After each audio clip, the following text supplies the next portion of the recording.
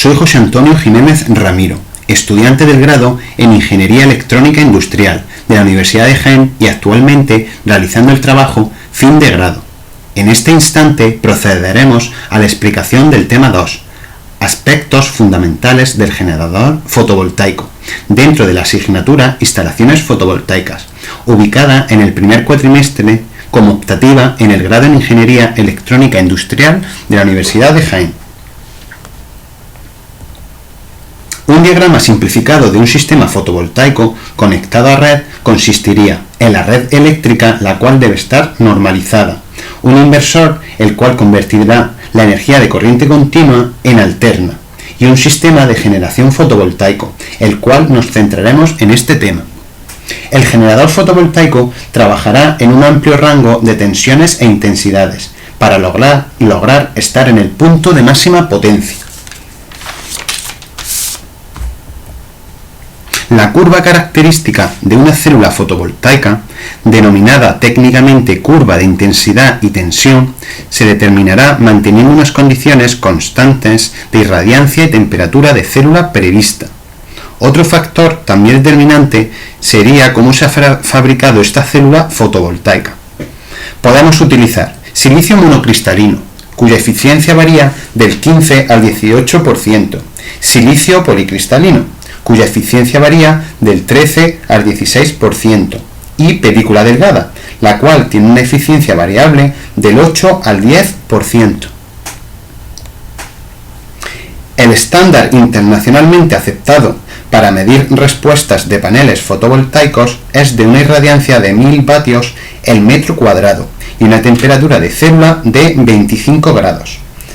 Además de otros factores como una distribución espectral de 1,5 y una velocidad del viento de 1 metro por segundo. A la hora de buscar datos en la hoja del fabricante de módulos específica, podemos ver cómo siempre nos darán los datos en condiciones estándar de medida. Esta gráfica pone de manifiesto que la irradiancia es directamente proporcional a la intensidad, partiendo de una misma temperatura de célula. Y esta otra, que si mantenemos una irradiancia constante, la temperatura es inversamente proporcional a la tensión. Con menor temperatura, dicho en otras palabras, una célula trabajará mejor. Para saber la potencia del generador fotovoltaico, una opción sencilla sería multiplicando la tensión total del generador con la intensidad total del generador. ¿Cómo obtenemos estos datos? Sencillo, la tensión total se determina multiplicando la tensión de un módulo por todos los módulos que hay en una rama, y la intensidad se obtendrá multiplicando la intensidad que circula por un módulo por el número de ramas. Veamos ahora un ejemplo. Este ejercicio teórico-práctico deberá hacerse con los datos de una potencia nominal de 333 vatios y de una potencia nominal de 327 vatios. Para que al usuario le sirva de ayuda, lo realizaré el ejercicio con una potencia nominal de 333 vatios y el ejercicio propuesto, calcular los datos con una potencia nominal de 327 vatios. Primero tendremos que hallar la potencia máxima. Sabemos que la potencia máxima es la multiplicación de la tensión máxima más la intensidad máxima. Mirando en la hoja del fabricante, la tensión máxima sería 54,7 voltios por 9 módulos, dando una tensión máxima de 492 voltios. La intensidad máxima sería de 6,09 amperios por 13 ramas, dando una intensidad máxima de 79,2 amperios.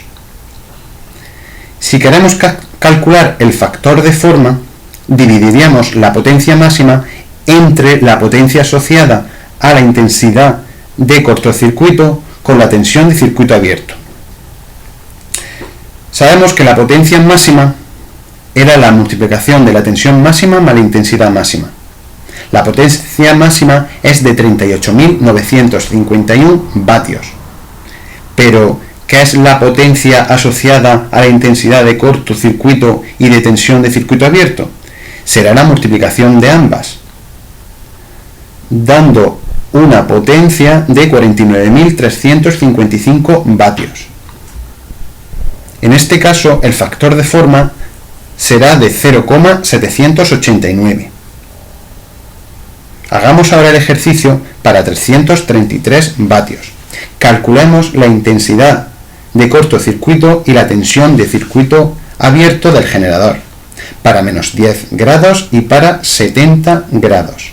Para menos 10 grados, la tensión de circuito abierto del generador en condiciones estándar de medida será 65,3 voltios por 9 módulos, dando 587,7 voltios. La tensión de circuito abierto para menos 10 grados, aplicando la fórmula, será de 614 voltios. No es lo mismo tensión de circuito abierto del generador en condiciones estándar de medida, donde trabajaremos a 25 grados, que la tensión en circuito abierto a menos 10 grados. Vemos que hay una diferencia entre 587,7 voltios y 614. 70 grados, sin embargo, la tensión en circuito abierto del generador en condiciones estándar de medida será de 587,7, pero la tensión en circuito abierto a 70 grados será de 554 voltios. Calculemos ahora la intensidad de cortocircuito del generador. Sabiendo que la temperatura de célula es igual a TONC menos 20 partido 800 vatios el metro cuadrado por la irradiancia más la temperatura ambiente. Podemos sustituir y tendremos la irradiancia en este caso. Aplicando la fórmula, la irradiancia en este caso será de 960 vatios el metro cuadrado. Haciendo una proporcionalidad, la intensidad de cortocircuito será de 80,6 amperios. Y para 70 grados, teniendo en cuenta una irradiancia de 1600 vatios el metro cuadrado, en este caso, la intensidad de cortocircuito en el generador será de 134,4 amperios. Calculemos ahora la potencia máxima partiendo del factor de forma. La potencia máxima será la multiplicación del factor de forma por la potencia asociada a la intensidad de cortocircuito por la tensión de circuito abierto. Obtendremos, por tanto, una potencia máxima de 38.941 vatios y una intensidad máxima de 76,03 amperios, haciendo una proporcionalidad, obviamente. Para calcular la tensión máxima, será la potencia máxima dividido entre la intensidad máxima. Obtendríamos 512 voltios de tensión máxima. Esto sería para una temperatura de célula de menos 10 grados. Para una temperatura de célula de 70 grados, la potencia máxima será de 49.355 vatios. La intensidad máxima de 126,7 amperios y la tensión máxima de 390 voltios. Dejo propuesto el ejercicio para que el usuario lo realice utilizando una potencia nominal de 327 vatios.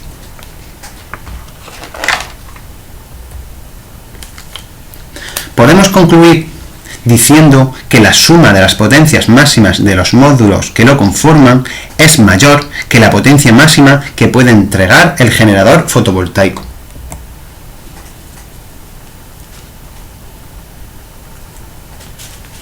Para hallar la potencia instantánea utilizaríamos el método de Osterbach, donde te indica que tenemos que coger la potencia del generador fotovoltaico, multiplicarla por la irradiancia global incidente en la superficie del módulo fotovoltaico y dividirlo entre la irradiancia en condiciones estándar de medida.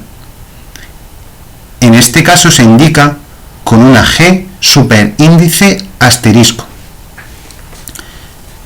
y multiplicando por 1 más el coeficiente de variación de la potencia con la temperatura de operación de la célula por la temperatura de célula menos la temperatura de célula superíndice asterisco. La temperatura de célula superíndice asterisco es temperatura en condiciones estándar de medida, que serían 25 grados.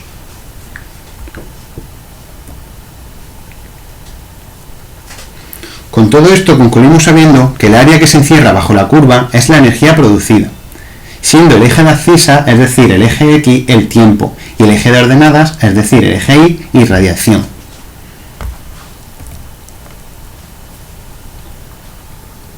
Observamos las variaciones de este ejemplo en el cual, a partir de las 7 de la mañana, obtenemos potencia.